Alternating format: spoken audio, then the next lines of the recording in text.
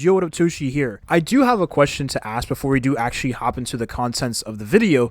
My first question is, do you all believe that Wuthering Waves is giving out too many pulls to free-to-play? That's my first question. There can never really be too many, but the reason why I asked this question in particular is because I am starting to be a little bit worried about how Wuthering Waves or Kuro is going to make revenue for this game in the long term, if they are especially giving out a lot of pulls.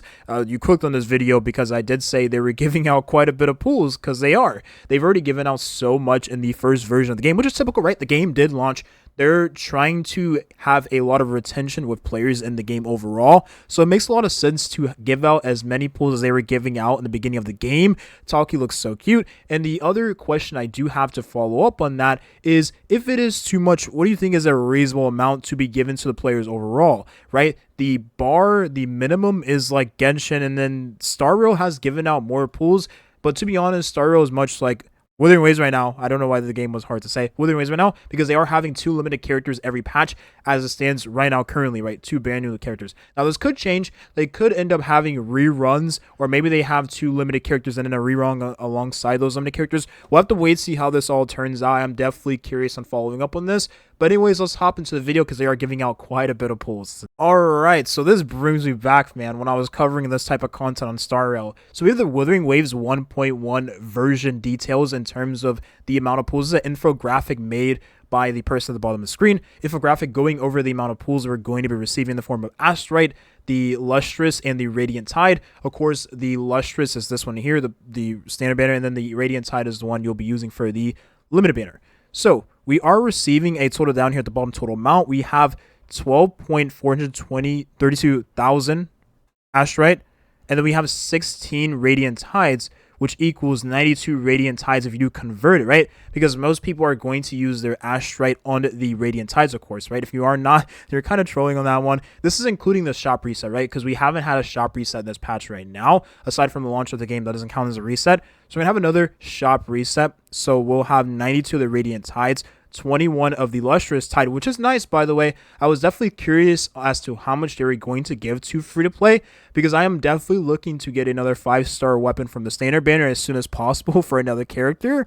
I'm thinking maybe if I want to pick up 2 5-star swords, maybe, right? One you get for free at level 45, and then the other one you would get from the standard banner from the selector, right? I am thinking about, it's not a selector, but you get to choose what weapon you want to get at the pity. I'm thinking about a sword, maybe a broad blade, we'll see. Spoiler alert, I'm definitely going to choose a sword for a character in particular on the screen right here, and then the broad blade would be for another character that is upcoming, or a character we already use right now, like Jiyan, Cal Charles, so on and so forth. But anyways, that's nice. 21 free pulls going towards that 5-star weapon, which I assume is most of you at this point, because you probably have already rolled for all of the characters you already want from the standard banner. And the best thing to roll on is the weapon banner, of course, because at this point, right, weapons are pretty hard to obtain. So having a 5-star weapon is nice, because 3-star weapons, man, I'm still using a 3-star weapon on my Yinlin. And then we have 6 of the limited weapon banner pulls, which is nice. This is something I did think about. If we go back to Wuthering Waves right now, we'll go back to that in a second. So this is something I was taking into consideration. When I actually looked at the store, I realized one thing. If we go all the way down to the, if we go all the way down to the, here we go. Wait, no, not this one. That's item exchange. Okay, item exchange. I'm still learning the shop is definitely the same UI as Genshin. I don't know why it's that confusing to me. Probably because I'm making a video. If you go to, wait, where is it?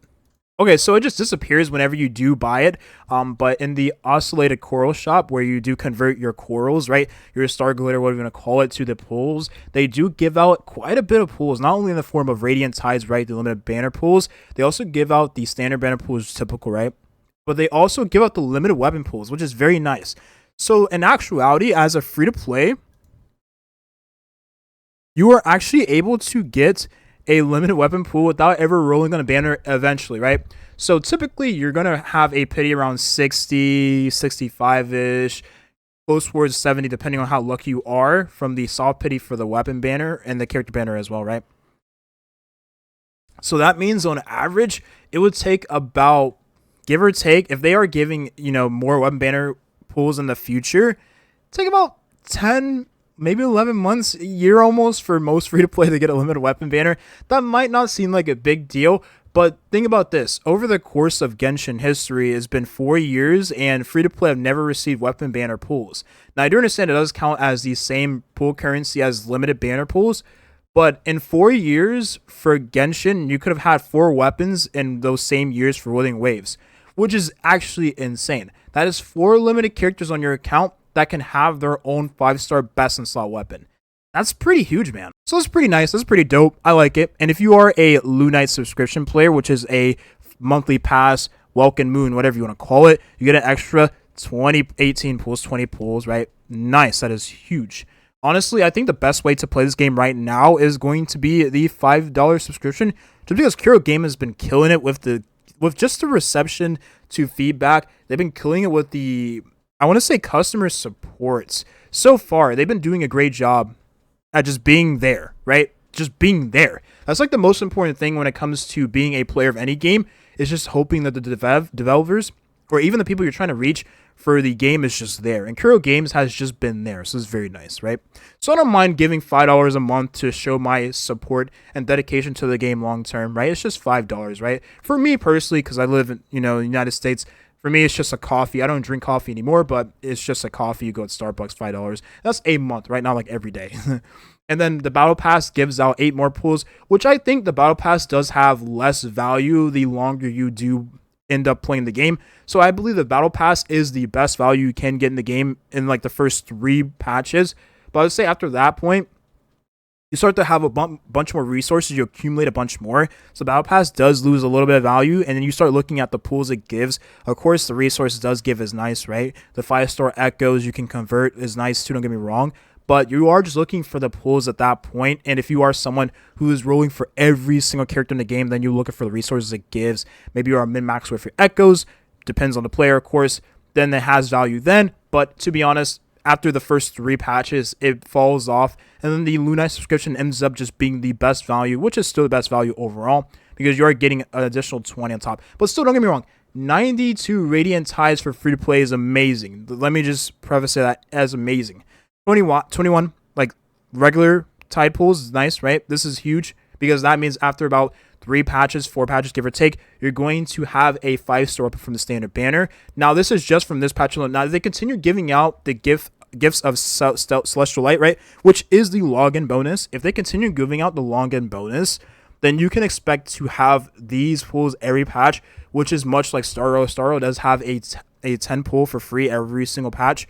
So I'd imagine were there ways to take the same approach. If they weren't to do that, then it'd be a little bit, questionable, considering Hoyo does it for one of their games, someone who they're directly competing against for the market share of the overall consumer market for mobile games. So I'd hope that they at least do what Hoyoverse is doing, if not better.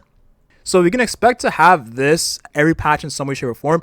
Hopefully they do just change it to 10 Radiant Tides, which is what you want as free-to-play anyways, is this beauty right here on the right side. But overall, very nice. They are giving out a bunch of rewards. I like it. It's cool. I don't want to scroll this just in case it ends up being something I don't want to have on camera. Okay, so it ended up being fixed. You end up getting 93 pools for free to play, which is still huge. That's 2 extra pools, so it just converts for being 2 extra pools for every single tier, right? So if you are free to play, 93 instead of 91, 92.